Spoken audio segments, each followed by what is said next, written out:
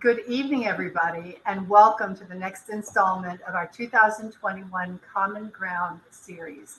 My name is Nancy Easterling, and it is my honor to serve as the Executive Director of Historic Sotterley.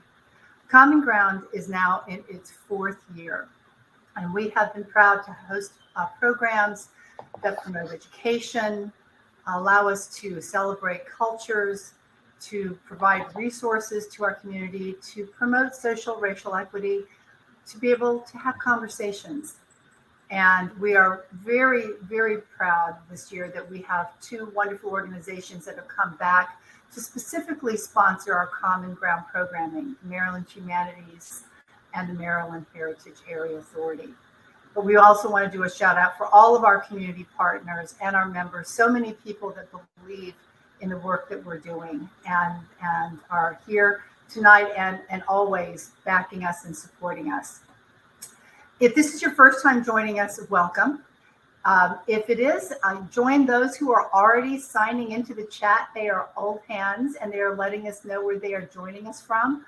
I already see people from all over, not just here in Southern Maryland, and we are thrilled to join you. And I think I maybe even seen one of our descendants float by a moment ago. I know some of them are joining us too. I'm going to turn the floor over to Jeannie in a moment to introduce our speaker. Jeannie was having trouble with her connection earlier. I think we'll be able to hear her voice. You may not be able to see her, but I just did have to say personally, Maya, thank you for joining us tonight. I have known Maya for a long time. I have watched her journey as she takes greater and greater leadership roles, really making a difference in our Maryland community for so many people. And it is such an honor to host you tonight. I am so thrilled. Everybody joining us tonight, you are in for a treat because you're going to get to spend an evening with one of my very favorite people. So let me turn the floor over to Jeannie Perla, our Director of Educational Programming and Partnerships. Do know that Jeannie and I have a pact. If she is having trouble connecting tonight, you will see me pop back up and I'll jump right in. But Jeannie, take it away. Thank you, Nancy, and welcome everyone. Maya Davis is the director of the Riversdale House Museum in Prince George's County, where she oversees the daily operation, preservation, and interpretation of the historic home. Prior to this, Maya was the research archivist and legislative liaison at the Maryland State Archives, where she consulted on statewide projects that document, interpret, and preserve African American history and culture, and facilitated discussions on state legislation and contemplated legislation. Some of her recent projects include the installation of the Frederick Douglass and Harriet Tubman statue at the Maryland State House,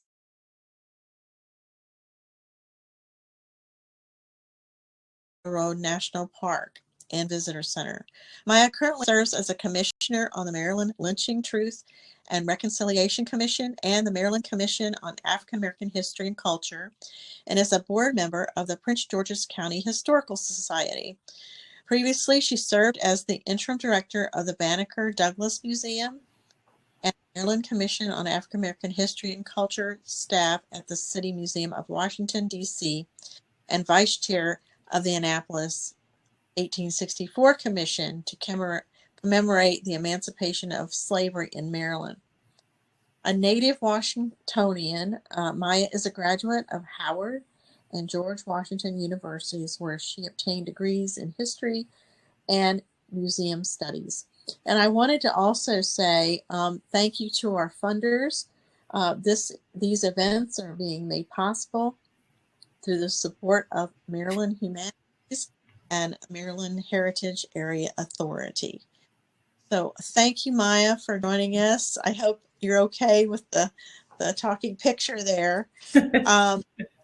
I just have to say, our first, this is an impressive list of achievements, and you're gonna tell us all about these. But I know that my first recollection of us working on something similar was during the 1812 commemoration, and I call it 1812 Mania. Yes, it was 1812 mania. And I came to that mania kicking and screaming. That wasn't really what my interest was at the time, but I have to say a huge thank you to former state archivist Edward C. Pappenfuss, because he really pushed me beyond my comfort zone. I think, like many people, the War of 1812 is one of those wars in our country's history that had been overlooked many times. But what brought me greater joy in doing the work was being able to uncover all of the stories related to the enslaved people who escaped during that period and successfully escaped to British ships that carried them off to British territories. Yes, so Sotterley, of course, if you're not familiar, has a huge exodus, freedom seekers that left with the British in 1815. Whole family. So it's one of our major stories here, and we keep finding out more about these individual people all the time. All the time. So, the work is never done. Yes, it's never done. You just find something else you want to research, right? For sure. So let's tell us first of all about your current position. What are you doing there? Okay, so I am the director of the Riversdale House Museum in Prince George's County, and I'm really excited to be there. I arrived at a time when the division which oversees the historic sites are looking to implement a plan about inclusive interpretation and looking about ways to further balance the narratives that are being told at these sites. And given my background with researching slavery and interpreting slavery and making sure that, there's equity in the stories that we're going to tell, I think is really going to be exciting at Riversdale, along with, some of the preservation work that's gone on for years by my predecessor. I think that marrying the two will make it a more robust program. Okay, so it's a challenging task. Yeah, for sure.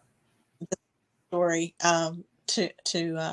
for a lot of house museums, they're just dipping their toes into this narrative.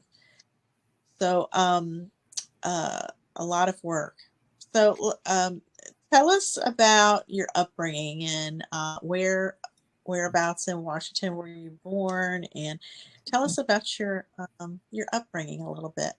Yeah, well, I was born and raised in Washington, D.C. with a few years in Prince George's County as well. Although if anyone knows the history of this area, it's been a back and forth ebb and flow of shared history. But I was born at Greater Southeast Hospital, which I believe I found out when I got my birth certificate that it was K-Fritz Hospital back when I was born. It wasn't called Greater Southeast. But I was born there, and I was raised actually in the home that I'm in right now. I was actually raised in. It's my home now. It was my great grandmother's home, and so it's really special to me.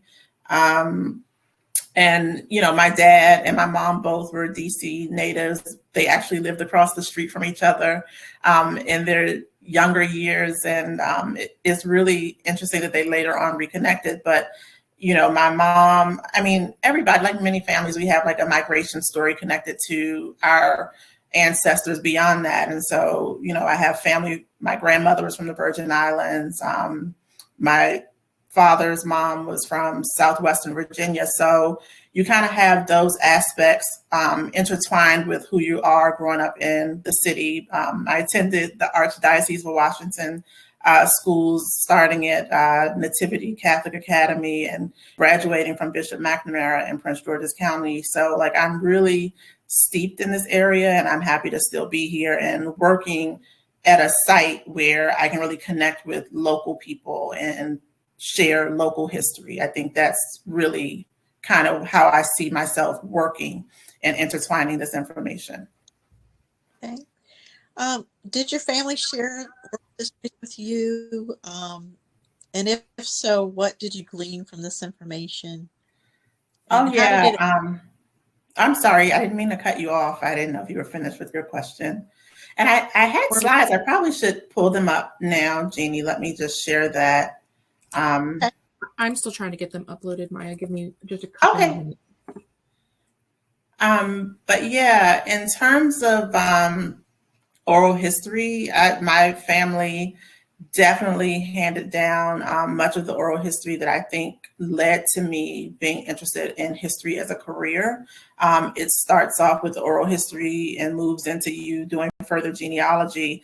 My maternal grandmother, her family was very steeped in oral traditions of the Virgin Islands and passed those down, whether we were just sitting around at Christmas or Thanksgiving and just talking about their childhood and older generations. And most of the stories are quite funny. And, you just kind of hear them and you become interested. And I could tell those stories, many of those stories, as though I was there, although I wasn't. But a great tradition. And then on my dad's side of the family, they had annual family reunions. And at those family reunions, they would share stories of growing up in Southwestern Virginia in a coal mining town and what it was like. And my grandmother was one of 13 children. So just imagine like each sibling wanted to kind of tell their story at the reunion.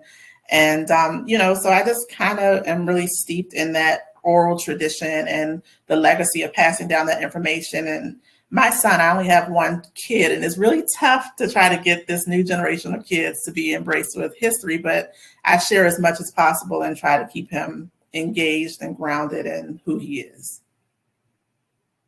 That's cool. Well, as you age, that might change as he. I hope. Yeah. So there's some slides. Did you want to talk about these? Oh, sure. I mean, if they come back up on the screen? Yeah, the first slide was just initially me showing a picture of the Riversdale House Museum, where I am now working, and it has such a rich history that was already in place, and we're hoping to enhance that by telling the story of people who had traditionally been silenced. They had done a really great job in past years of highlighting the story of Adam Francis Plummer, who was enslaved there, and his family, who were actually enslaved at another site, Three Sisters Plantation in Prince George's County. But now we have had the opportunity to actually have on loan private Calvert family papers and further research into government records, which will help us flesh out some of the other stories of individuals who lived there. And what our hope is by the end of this is that we would have built up a network of descendants that can actually work with us and help us advise on things like exhibitions and programming. And we know that some of those family members, their last names are Brashears and Norris and Scott. And so we want to get to the point where we can put a call out and invite members of the public, really, who would have a connection to our site to come in and meet with us and share their oral traditions with us as we do this work and continue to tell the legacy of the Calvert family, because we do also have the University of Maryland connection, which is very important. Charles Benedict Calvert, who was the son of George and Rosalie Calvert, the initial owners of the home, actually was the founder of the University of Maryland. So it's going to be really integral that we look at that. I'm not sure if many of the members of the audience are aware that UMD has a project now called the 1856 Project, where it's looking at its own legacy in connection with enslavement. And it's an opportunity for us to flesh out what we know, find out further information as they go along with this project, and just, have a balance of what we're telling. That's my keyword, is balance. Much like the stories that have been left out, that means that visitors are left out because people want to go places where they see themselves incorporated in the work. And our community around Riversdale, we know right now, is largely a Latin community. And we want to make sure that we start to invite them into the realm of a house museum setting and figure out ways to work with the community. So we're really excited about that work as well. I can't wait to visit. We can't wait to have you, Jeannie.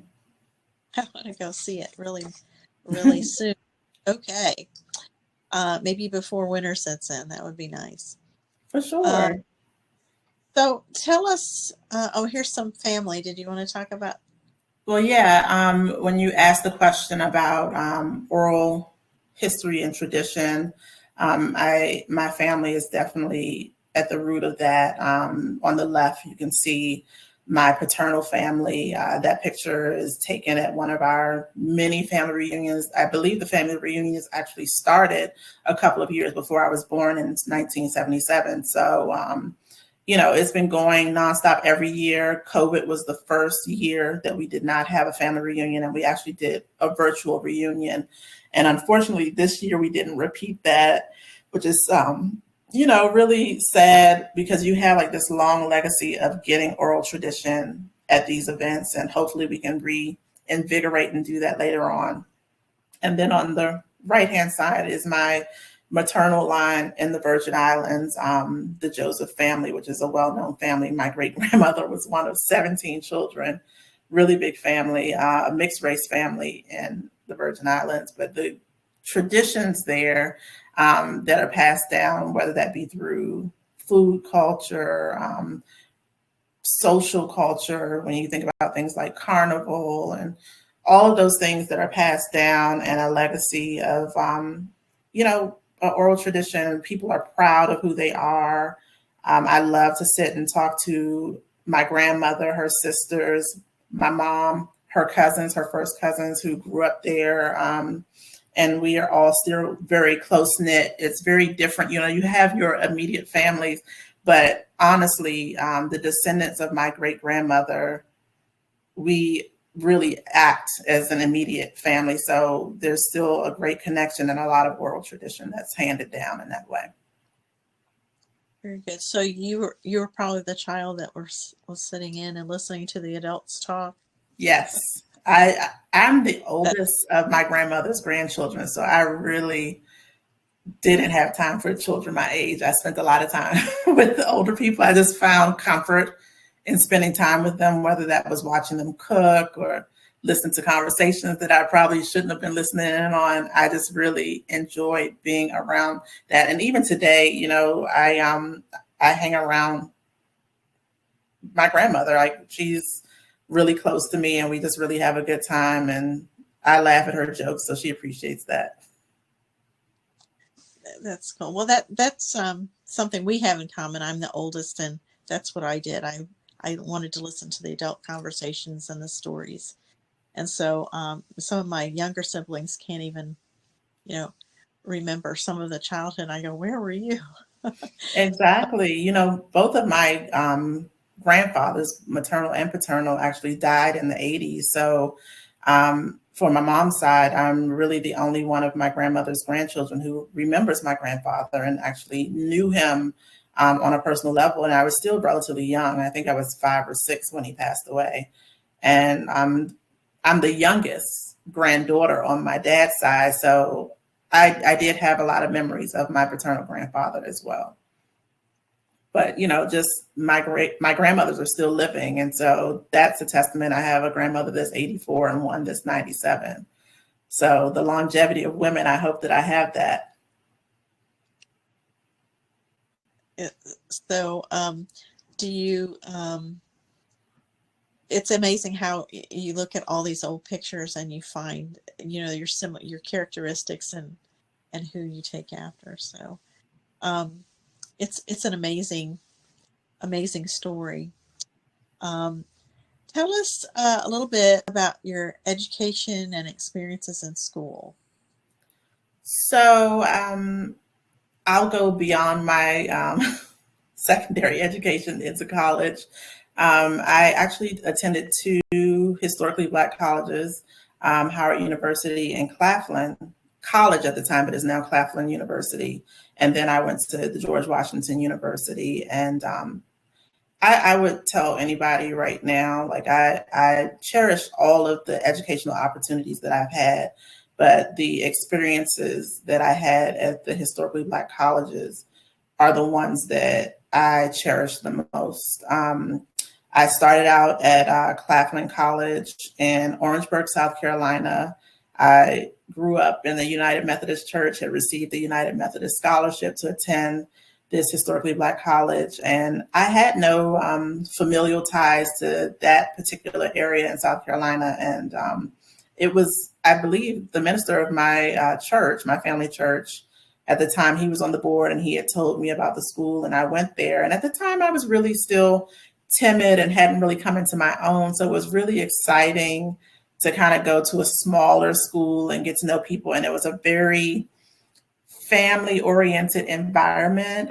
They still had a lot of rules. There were curfews to come in the dorm, and just your roommates' families adopted you, and you could go home with them for the weekend. They would make sure you were well fed, and just a very caring and nurturing environment that I needed. But one of the things that I recognized being there is I was going into being a history major, and it was very small and limiting. And so I ended up coming back home to Howard University, and really that changed the course of everything, because that's where I discovered the importance of internships and making sure that I made the right choices so that I can work towards my career. Because, when you're coming out of high school into college, you're not really thinking about the bigger picture of why you're going to college. You know that it sounds good and you're going to college and maybe it'll lead to a job at some point, but just to kind of get your feet wet and really being educated on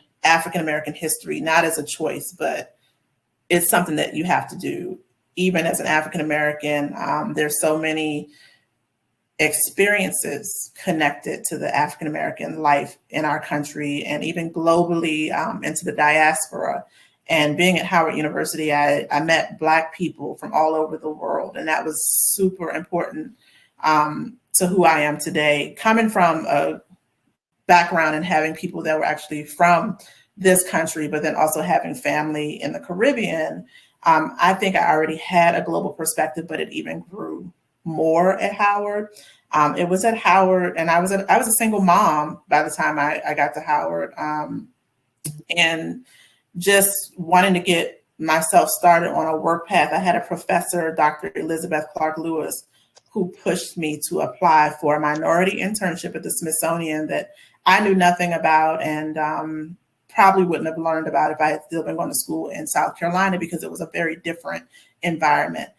And that internship really set my path onto my career. It really impacted me. I was working in the cultural division at the American History Museum, which is like an early division that later came into growing out what we know as the African American Museum right now. And I worked on several projects related to the African American community, including research for the 50th anniversary of Brown versus the Board of Education.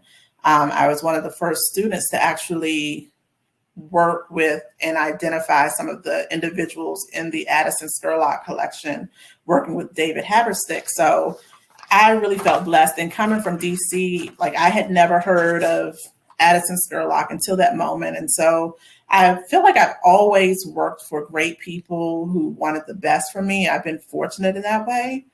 And it just kind of went from there. So like my education, I was a history major. My minor was Spanish. Please don't put me on the spot to ask me to speak any Espanol because you won't get it. But it was something that I did. I was interested in at the time. But yeah, it really was a great experience. And just to kind of be around progressive people of color who wanted to make sure that we were well prepared for the world, which was not necessarily always prepared for us. It really opened my eyes to kind of see Black people that were actually not only educators, but had their foot in the door of some of the top institutions. And, if anyone's familiar with Howard University, the roster of top celebrities, scholars, professionals in the business world. I mean, it is, our vice president. So I just really feel proud to be a part of that legacy. It sounds like it was a nurturing environment for, and so Were there any obstacles though that you encountered or that you want to share? In education? Yes. Any obstacles? I would say the greatest obstacle probably was prejudgment once people found out that I was a parent, because, being a single mom, people find that to be limiting, but I was so determined. I had a super great support system with my family that I knew that I could do it. So I was never worried. And that was probably one of the biggest obstacles. And then just trying to figure out, like many college students, is trying to figure out how you're going to get your start. This past weekend, I met with the Riversdale Historical Society, which is our friends group. And I shared with them how I naively thought that I was just going to graduate from undergrad with my bachelor's degree and become a curator at the Smithsonian, having had no work experience at all. So, it was really one of those super naive moments, but, a learning experience. I was just like, I'm going to jumpstart from this internship and be the top curator at the Smithsonian. And, it's laughable now, but it is great to have lofty goals of where you want to be, and to see that 20 years later, and I know it's 20 years later because as I reflected on 9/11, I realized after that event is when I started my first year working as a museum professional at the City Museum of Washington, D.C. So it really is like one of those things that you kind of look back on, but, like all obstacles, you get past them and you just figure out how to work through them. But I've been really fortunate. I can't say that I had too many obstacles, but that's probably the main ones that I could think of. Yeah, so I do believe that it's good to be able to see yourself doing, your future and see yourself in those jobs and careers, even though maybe you're not there yet. But I think it's right. Really envision that. So there, was there any one person or few people that inspired you along the way? Oh, for sure. I'd have to give credit to a couple of people, but one person I don't want to lose sight of, because I did not talk about my education at the George Washington University. When I was at the City Museum of Washington, D.C., I worked with a woman, Lucinda Yonke, who's now deceased, but she was the person who convinced me and shared with me, because she knew I wanted to work in museums, and she encouraged me to go back and get my master's. And had told me about the program at George Washington University, and just always worked to empower me. So she's definitely someone. And also Gail Rogers McCormick, who was my supervisor at the time. She definitely has always been an encourager of me in this field. And as I was coming to the City Museum, that was the former, well, I shouldn't say former, because there's still the Historical Society of Washington. And up until that point, historical societies, I think, had a reputation for, being an exclusive institution, organization, and not just in Washington, nationally. I've been to several historical societies throughout our country. And, today they're still grappling and trying to figure out how to overcome that legacy of historical societies that have largely been institutions for wealthy white people to tell their histories. So, just having women come from an institution like that and want to make that change. They were people who wanted to build on inclusivity and diversity before it became a topic of most museum conferences and institutions, that they were actually doing it. They weren't just saying it, they were actually doing it. And definitely pushed me to the forefront many times when I know that other professionals likely would have pushed someone else who did not look like me to the forefront. I think that was really empowering. But I've had good things. My parents have been super supportive from the time I was young. Your family's always gonna root for you. But teachers, my 7th and 8th grade teacher, who's the same woman, Lois Weber, definitely encouraged us and exposed us to a world was sharing books with us that I don't think many teachers shared with children until they were in high school.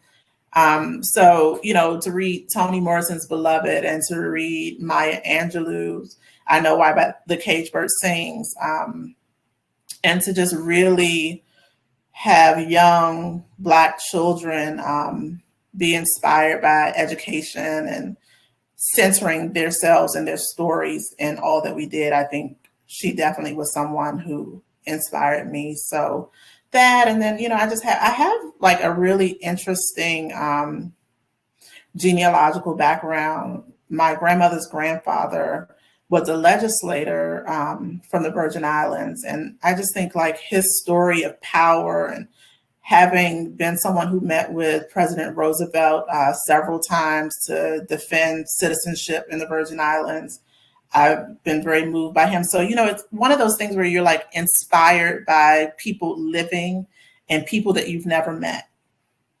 Like there's deceased people, but there's something about them that kind of drive you and inspire you to kind of go forward. And let me tell you, I've had moments where I question, like, am I good enough to kind of be in this realm? And not just professionally, but, throughout your education, you ask yourself that. And when you look at your legacy and you see that you come from greatness, you've been surrounded by people who are awesome and great, you know that you're in the right place and it's meant to be. Yeah. So you don't suffer from imposter syndrome or any of, what I'm talking about, but, so you feel that gave you, looking back at your ancestors and the people who influenced your life, has given you a lot of confidence and self-confidence. Well, if not confidence, it definitely reinforces and bring you back to reality a little bit. Right. Mm-hmm. So, just in the time I've known you, it seems that you had at least 2, 3, 4 or more positions in several cultural committees and organizations. So tell us about some of those and how do you feel about these causes? Like, why are they important to you and how do you even fit all this in your life? That's what I know. Well, I am a commissioner on the Maryland Commission for African American History and Culture.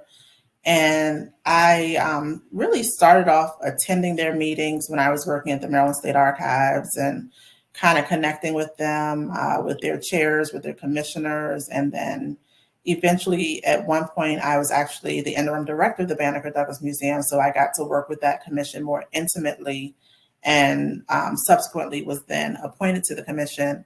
And so it gives me great pleasure to kind of work with that group.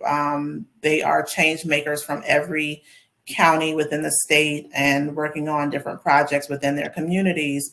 I'm excited to work with Prince George's County and am actually in the process of like reaching out to our county executive and educators to make sure that I'm a resource for them in terms of African American history and culture and sharing it. And the commission actually is a co-steward with the Maryland Historical Trust of the African American Heritage Grant, which issues out $1 million in capital grant funding for the restoration of African American sites. And places like cemeteries, historic homes, and churches have been saved since its creation. And so I just think it's really a unique experience to serve on that commission. And our current chair, I really applaud her, Tamara.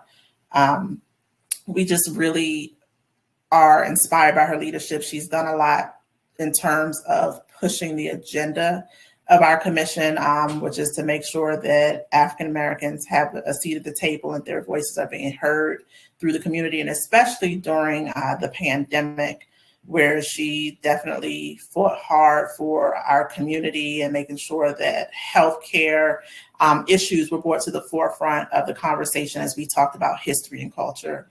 And, definitely encouraging safety in Black communities related to the health disparities and how the pandemic was affecting Black families in Maryland.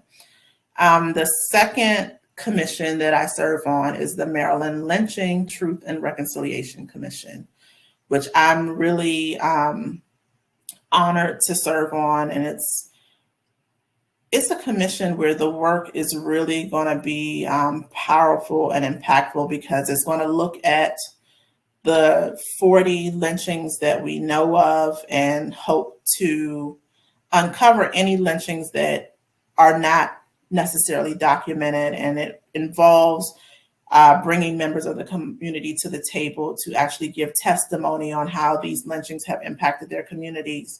One of our first hearings is actually going to be virtual due to the pandemic, and it's going to be in Allegheny County, which, I mean, even to date has a difficult history connected to racial tensions and how the narrative of that story has been told throughout the years. And so at the end of the life of the commission, one of the things we're going to do after these hearings is take recommendations from those communities where lynchings occurred and make recommendations to our legislature. And so there's a lot of weight connected to that. And so we want to make sure that when we're doing it properly, sensitively, and making sure that once the life of the commission comes to an end, that the community feels empowered to take this work and keep moving it forward, and that it doesn't just end once the commission stops holding their hearings and makes their recommendation to the legislature. So how do you fit all the responsibility, work, and how do you manage your time? Well, it's probably not as balanced as it should be, but I try to incorporate some of that work into my work program. I am actually working with both commissions to make sure that we bring elements of that work into the work that I do at Riversdale. We are looking at a program in the fall, which is still in development, around reparative genealogy as a form of reparations, and trying to make records accessible to communities of color by repatriating the information and documents that are held in descendant communities of people who are descended from slaveholding people. And that's one way that I'm doing, is just trying to make sure that we bring that work to the table. My supervisor within the Prince George's Park system, Omar Eaton Martinez, actually serves on the commission alongside me. So he's very much engaged in that work and wanting to make sure that we bring elements of that into what we do. Prince George's County will have its own hearing related to the lynchings that took place in Prince George's County. And so we'll be very much involved as an organization in that particular hearing. And, outside of that, much like I'm on this call here tonight, many nights I'm on other calls with our commissioners and trying to make sure that we get things done.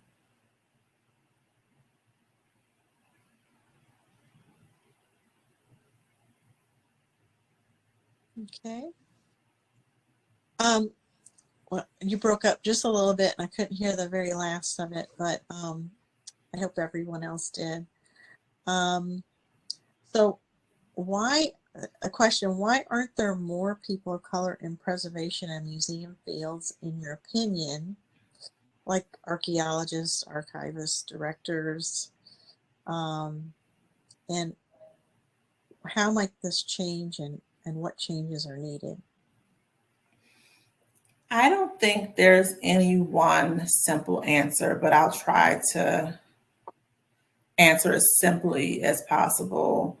I think opportunity has to be there for people to be able to be involved in preservation. I think that the aesthetic of the field has to change for people of color to not feel like they can't be a part of it. I think that's super important. Representation matters. And I think, just breaking down the systems of privilege and gatekeeping is going to be really essential to people of color participating not only in preservation, but many of the fields, archives, museums, history, archaeology, anthropology, all of those humanity fields that bring us into this work that we know is being connected to museums and, just not being biased throughout the process. I think that's been one of the biggest challenges to the work that has traditionally led to people looking in other avenues. I can remember when I was an undergrad at Howard, most of the history students looked at me like I was crazy. They had never heard anyone that knew without a shadow of a doubt that she wanted to work in museums. They were all education minors and prepared to go work in school systems, which is admirable in itself, but they had never even considered what the other option was.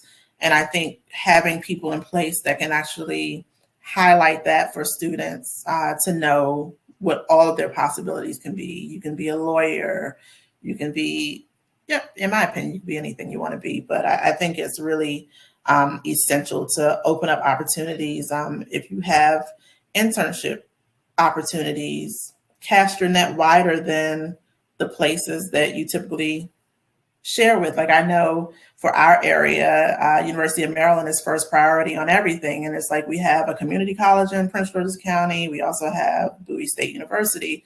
But I mean, just the landscape across the state, we have 4 historically Black colleges and universities.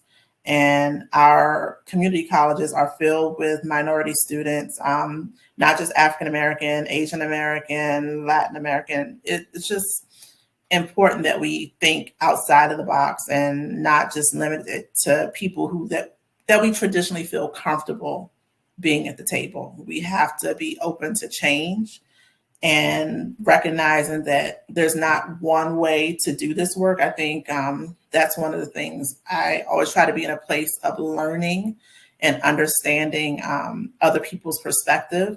And I mean, just one small example, when you think about diversity and inclusion, I think like many people, you think of it as how it applies to you.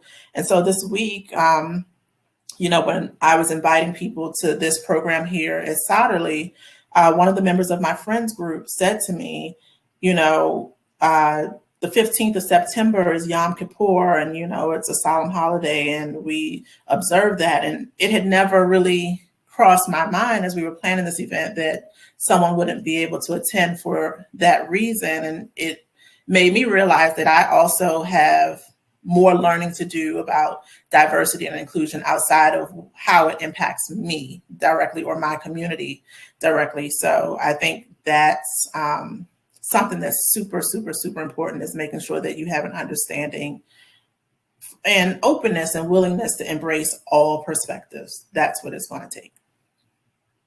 Right. Well, thanks for reminding us about that observance. Mm-hmm. So can you give a few pieces of advice to young professionals? To young professionals, I would say definitely stick to what you want to do. Don't let anyone sidetrack you and tell you that you can't, because what may not work in one arena, you might have another opportunity in another. I would tell young professionals, make sure that they are very selective in the opportunities that they accept in terms of setting out on their career path. Make sure that you choose the right internships and open yourself up to volunteer opportunities that will humble you really quickly, to know that you're so passionate about something that you'd be willing to not accept any pay for it. Let passion lead you is what I would tell young people. Because at the end of it, through money or no money, what you're enjoying about your job will be very inspiring and good for your soul. I think it's, for me, like I go to sleep at night well rested because I'm happy to go and do my job every day. That's good advice. So is there, I'm going to give you free reign, whatever else is on your mind or you want to share with the audience. Yeah, I had these slides and I forgot to pass them forward. And but free reign, I guess I could just probably kind of talk about these pictures. I've mentioned my great grandfather, who was a legislator. I found this picture online from the Truman Library. It's the second picture I've ever seen of him. I had only seen one before. This was actually my great great grandfather. I shouldn't just say one great, but Lionel Valdemar Roberts, and he's meeting here with Secretary Howard Ickes, who is a part of the Roosevelt administration. I'm still keeping my fingers crossed that I can find that one picture with President Roosevelt, because the Virgin Islands Commission actually met with him several times. I've been able to document that through research, and so I'm hoping to do it. But this picture really makes me proud that someone in my family was affecting change and policy for local citizens that he felt greatly about. These were his people. He was of the people. And, I just really love. And so I think that oral history piece that you touched on earlier, and, the connections to genealogy and passing down traditions has really kept me going. And the second piece is this home, which is Cedar Hill, Frederick Douglass's home in Southeast Washington, D.C., where my parents actually grew up. And it was the first trip I went on. I was in the third grade, and it was the first time that I can recollect in history that I just was moved by a museum. It's the one that I remember the most. The checker set that was there. I was a young kid who had just learned how to play checkers. I was in third grade. And so it stuck out to me, and I just never lost it. And Frederick Douglass has always been a constant throughout my career, definitely. And I've been blessed to meet some of his descendants throughout this work as well, and kind of have their support for some of the work that I've done. And so it's really meaningful. And just yesterday, like literally yesterday, somebody called me with a Frederick Douglass question, and it's just really amazing. I think he's a key figure of someone that I strive to kind of have the same tenacity of overcoming, tough situations and actually rising to the occasion. So that's what I'll say on that note. And then I had these last few slides of, documents that I found in my family and pictures. So that's what I have, Jeannie. I don't know if you have any more questions for me. So we will get to the Q&A, and let me see who's on here. Okay.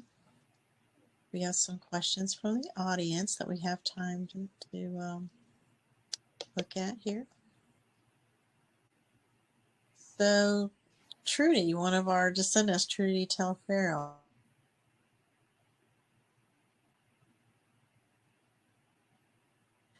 Who were your mentors now? I'm sorry, Jeannie, that got cut off. I didn't hear that question. Okay. Trudy asked, do you need me to take these, Jeannie? Because it's a little harder for you to do it on your screen right now. You want me to go ahead and take those for you? That's okay. I can see the question, but if I'm breaking up. Yeah, you're starting to break up just a little bit, honey. Okay. Oh, and Maya left the room. So give Maya just a second, and Maya will be back. We're all having, isn't this the way of the world? We all have our IT challenges right now, but she will come back into the room. Here she comes again, and she should be on screen in just a moment. You're back. Yay. I'm back. It's IT world. What are we going to do here? Okay, so Jeannie, you want to try again to see if you're still breaking up, or if it got a little bit more solid there? Okay. From Trudy, this is I think this is Allison. Thanks so much for sharing all this with us, Maya. Could you speak about some of the most impactful archival documents you found, family related or otherwise? Oh, cool. I think I know who Allison is because she asked an archival question. I'm happy she's here. Um, Archival records, I would have to say probably, and I'll give two examples. I'll give one of a well-known figure and one not so well-known. The well-known figure, the archives does have a birth ledger that is a birth ledger associated with Harriet Tubman, even though she's not named. It's the record for a midwife being hired to deliver a child by her mom that we know would have been Harriet Tubman based on the year. And, I think in difference to Frederick Douglass, Harriet Tubman has kind of become this superhero where no one really knows the facts about her life, even though a great book has been written about her life by Kate Larson. And, I don't think a lot of archival material has really been put out there accessibly around her life so that we can state the facts about who she is and what she's done. So that was really neat to see during my time there. And then I would say the archival records related to a young Black girl, Judah, who was owned by Dr. John Bain in Prince George's County, who had actually been hung at the age of 14 for murdering his kids. She was accused of murdering his kids and feeding them arsenic, very young kids. And, records like that set off in your mind, you know the complex history of enslavement, and we don't have to see any documents to be able to know the traumatic experience that slavery was. And so it just was one of the things where you just kind of wonder what Judah's experience was up until the age of 14 when she decided to take this action, which is not an action that would be inherent with a young child. And I think a lot of times, especially if you talk about slavery, and even young girls today are often classified as women and made to be demonized in situations such as this, when the experience at the time was definitely dire and soul wrenching in many ways. And so it's just one of those things that kind of sits in my mind and makes me wonder all the time, what her experience was that led to this point, and then ultimately her death at the hands of adults. So Trudy's question, and I think you've covered some of this, but who were your mentors in your journey to now? My mentors, I believe in mentorship. I still have mentors from the state archives, Chris Haley and Emily Olin Squires, as well as the current state archivist, the first woman state archivist, Elaine Rice Bachman, and former state archivist. They all have mentored me, but Chris Haley has really been very integral in helping me to see bigger pictures in terms of my career, human interaction and compassion, which I think is very important for the line of work that we're in, instilling an openness to be a continual learner and not rejecting change. I like to be an agent of change and be comfortable with that.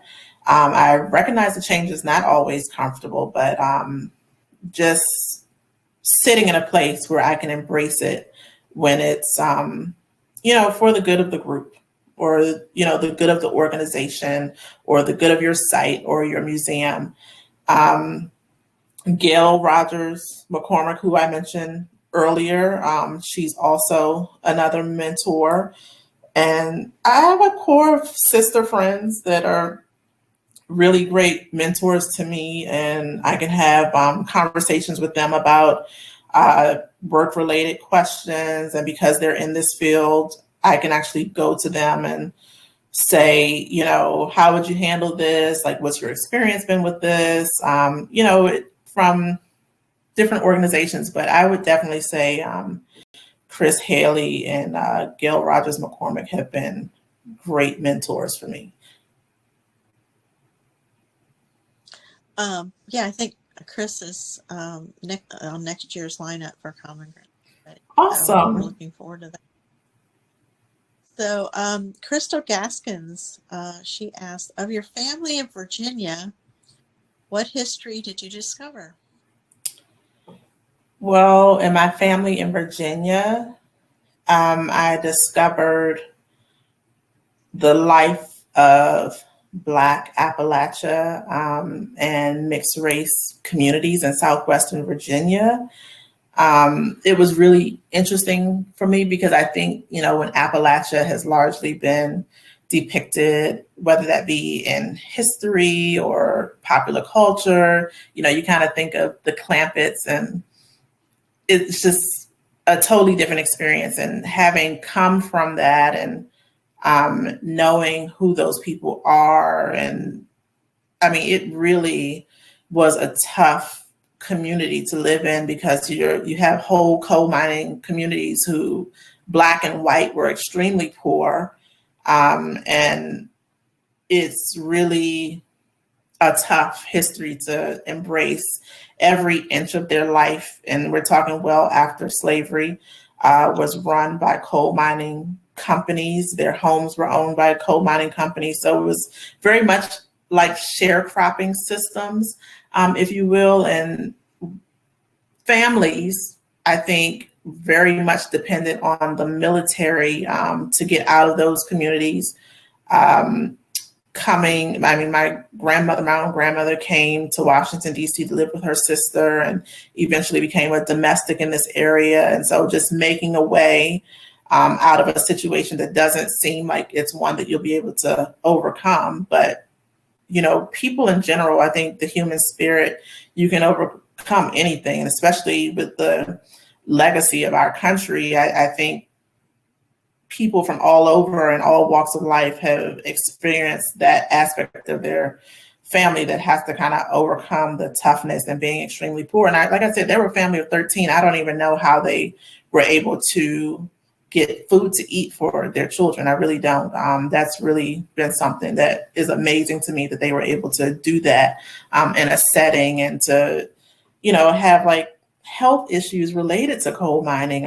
So many people died, and diabetes, all these other things that kind of pop up in communities that are underserved and really highly stressed. It's been a really interesting history. But I think what's been most interesting outside of the dire side of it is just to kind of see the constant rotation of migration between Virginia, Kentucky, and Tennessee, and then further migration into Midwestern states like Ohio and Detroit. Okay. So Meredith Taylor asked, what are some of the big challenges? I think the end of your question got cut off, Jeannie. The end of the question got cut off. Can you repeat the question? Okay. What are some of the biggest challenges for house museums like Riverside today? Some of the biggest challenges are, one, I think, getting younger audiences engaged and interested in this history. And I particularly think about young people who connect and volunteer with museums to start to do this work. I think a lot of times historic house museums present as a very old thing. It's not something that young people are traditionally interested in. And so we want to figure out how to bring young people to the table. But I think a lot of times we plan around young people and we don't have them as a voice at the table. So that's what I'm hoping to do differently, is have people that are young actually tell us how they want to engage with these spaces and how they can do that. And I think too, like, sometimes change isn't always easy. What's been done for years has worked for the people there. So I think change isn't always an easy thing to accomplish, but I think that it's not unattainable, that it can be done, and you just kind of have to show people how change will benefit the site in the future. And then, of course, like any other home, preservation and upkeep of the house is always going to be a challenge because, you know, you have like an easement on your site and you have to go through different organizations like MHT to make sure that you're doing the proper channels, or you may have to go through the archaeology department to make sure that you can actually dig a certain level on your ground. So, you know, all of those things, funding related to preservation, it's not like, you know, you can just up and start making changes. You have to have a budget that supports that work. And there's a lot of work to be done because the houses are really old. And so it's just really a lot of difficulty in doing it, but I don't think that it's something that can't be done. I'm really fortunate because my predecessor actually still works within the system and is actually the head of the preservation unit within PG Parks. So, you know, I go to him for a lot of advice, and he actually is very helpful and leads some of the projects related to preservation at our site. So that's really fortunate for me, but those are some of the challenges that I see at our site. Meredith also says, thank you for your work on the two very important commissions. Thank you, Meredith. Alma Jordan asked this question: how many lynchings were there in PG County? In Prince George's County, I believe there were 5 that we can document because our commission is actually charged with looking at incidents of racial terror lynchings. One of the lynchings is not going to be highlighted. That particular person was a white male who they've decided we're not going to focus on it because it wasn't racially motivated. So these will be incidents of racially motivated lynchings that we're looking at. So it doesn't necessarily account for each lynching that occurs in the state, but it's looking at racial terror lynchings and tying it to the legacy of racial terror that has inflicted communities of color in our state for a very long time, even into the present. Another descendant of Sotterley's, Jerome Spears, asked this: have you been involved with any of the Maryland activities surrounding the 1887 Ben Hance lynching in St. County? And he says, thanks for all that you do in this critical area. Thank you so much. So we are going to be holding a hearing in St. Mary's County related to the lynching that took place there. I'm not assigned to those specific counties. I am a member of the Prince George's County Coalition, and then I'm also from our commission assigned to Montgomery County and Howard County. We do have 2 commissioners that are assigned to work with the St. Mary's County Coalition for that public hearing. And I'm happy to send that information to you, Jeannie. I don't have it right before me, but I can send the names of those commissioners and the date of that public hearing for you to share. Right. Okay. Hope you can hear me. Mm-hmm. Charles Hendricks: how many enslaved people lived at the Riverside Plantation at any one time, and how many descendants of this once enslaved group can you identify now? So we are still trying to figure out the exact number because, well, one, we're dealing with 2 issues, is that there was the period of ownership by George and Rosalie Calvert, and then subsequently their son, Charles Benedict Calvert, and we're trying to get a handle on exactly how many enslaved people in total, because, I mean, if you look at records, and I think this is probably a challenge for many historic sites, is that you have people in between census years being bought and sold or hired out, dying. And so the numbers tend to fluctuate. So without having like an entire list of first names and surnames, trying to decipher whether there's 2 Harriets or if there's just one, and, you know, if this person is younger. It's really a lot more complex, but I would say right now we know of at least 30 individuals, but no definitive number just yet. But in terms of descendants, the Plummer family, because that's the family that we largely knew the most about historically. Adam Francis Plummer actually published, well, his diary was kept, and it is actually owned by the Anacostia Museum in DC, and they've made it accessible on their website. And so people can actually go in and see it. And one of their descendants, Reverend Jerome Plummer Fowler, we work very closely with him, and he's actually a part of our current focus group who's working with us to do an exhibition on the enslaved population. So our hope by the time we put out this exhibition is that we will have a clearer number of enslaved people that we know were actually there at Riversdale. There's a book that's out there that was owned by Charles Benedict Calvert, and it has something like 330 slaves.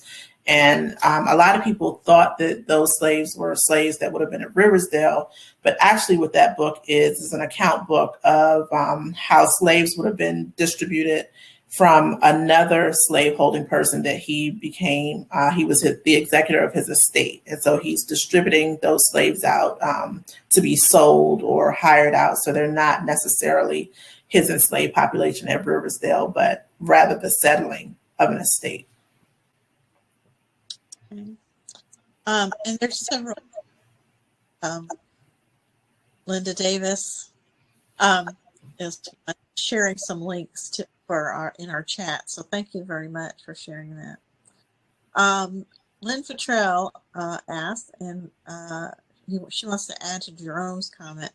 How are the commissions of which you are a member addressing this lynching? You said, how are they addressing the lynching in St. Mary's County? Off of Jerome's comment. So probably both, I would say. How does the commission address these? Well, because we haven't had the hearing just yet, I can't really speak to how they're going to address it. But right now, mostly what's taking place is we're doing research, and the plan is to work closely with the county coalitions and let them take the lead on being the experts for the events that took place in their counties. Our first hearing, which we met about actually today, we had a training workshop for logistical planning for the hearings and wanted to make sure that we have, the grief counselors on hand and law enforcement if needed to make sure that these events go off successfully. But there have been several questions that were brought up today that I think are going to be imperative for us to be prepared for moving forward. Allegheny County being the first one, I think is going to be the one that we plan for now, hold the hearing session, which they're calling it a Truth and Reconciliation session on purpose. They don't want to call it a hearing because a hearing kind of has a way of making people feel uncomfortable, or that they'll be put on the stand and put on trial. So we have worked with the Allegheny group to change that title. So hopefully after Allegheny County, it'll be a moment for us to regroup to see what worked well, what we hope to improve when we have the hearings in places like St. Mary's County, which I believe is slated for late October, from my understanding. But we want to make sure that that county coalition definitely is integral in helping us plan out that day. All right. So, Lynn, that answered your next question. So, what she asked, when is the hearing in St. Mary's County? I believe it's October 23rd. Okay. All right. Thank you. So there you go, Lynn. So Erin Rice, how are you making your museum more accessible for digital visitors since the beginning of COVID-19? What best practices would you recommend? So One thing, well, I'll just say a hurdle that we face is that we are limited in what we can share through the Riversdale specific site because it does fall under the larger Prince George's County Park system. However, our friends group, which has been greatly supportive, actually has their own website, which is being updated and will be released soon, has more flexibility to share out our information and can be linked from our overall website and people can get to it to share those things that we've not been able to traditionally share in the past due to limitations of our own government-run website. We currently have a transcription project that we have going on with volunteers who can actually transcribe some of our documents from home. And that information is currently being digitized by our collections manager, Jen Flood, and at some point will become more accessible for people to actually search through and find out more information about the Calvert family and the families that lived and worked at the home, whether they be indentured servants or enslaved people. Okay, and then we're getting a lot of thank yous and so happy you joined us, which I will second and third that. And I think that's all the questions we have. Maya, I want to personally thank you for accepting our invitation and for joining us tonight. I'm going to turn it back over to Nancy. Thank you. I have to give a Thanks, Maya. shout out to one of your board members for joining tonight, Michelle Crest. Oh, wonderful. She's a board member of the Riverdale Historical Society and volunteer at the Riversdale Museum. We're excited to have Maya at the site. I'm looking forward to a new program and activities at the site. So they're as excited about having you there as they should be. I'm so excited and they are so great. And I've been so fortunate to just have such a supportive group of people around me. It's really been great. You know, there are a number of things that I keyed in with when you were talking tonight. In fact, I was jotting little notes to myself. And when we had talked earlier, you had talked about inclusive stories, about visitors want to go places where they see themselves. And you're talking about a large number of Hispanic people in your vicinity. And I know you're looking at making sure not only are the stories of the enslaved people that were integral to that site part of the narrative, you're looking at how to make everyone who wants to come and learn more feel welcome. And I think Exactly. that's so positive. You're looking at it not just from one perspective of trying to push one narrative forward, but you're trying to make sure everybody's welcome at the table. And that is just so it's one of the reasons that we love you so much. You get that, you understand that, and I just want to applaud that. I also loved when you talked about in college, you said they were preparing you for a world that was not prepared for us. I love that. And Thank you. they need to be prepared for you because we need more of you. We definitely need more of you. As you talked about being a positive change agent, you truly are. And we thank you so much for being part of our series this year. And we look forward to many more collaborations. Thank you so, Graham. Thank you so much for having me. I really always look forward to any moment that I can connect with you and Jeannie. So I would have never said no. Well, to all of you, these conversations are why we love so much holding these our Common Ground programs, our speaker series programs. But it's coming together for conversation, understanding each other, thinking about things differently, and being inspired, Maya, as you have inspired us tonight. Thank you so much. We hope you all join us for our next event on October 6th. If you are not familiar with one of our former trustees, Julie King, who was truly a national leader in the archaeology field, she's going to talk about work that they did here at Sotterley and some of the advances that we've made in our understanding of the site and its stories through the archaeology she did here. We hope you will join us for that and for future presentations. So until then, all stay safe. Maya, thank you again. Thank you so much. Thank you. And good night, everybody. Have a great evening. Good night.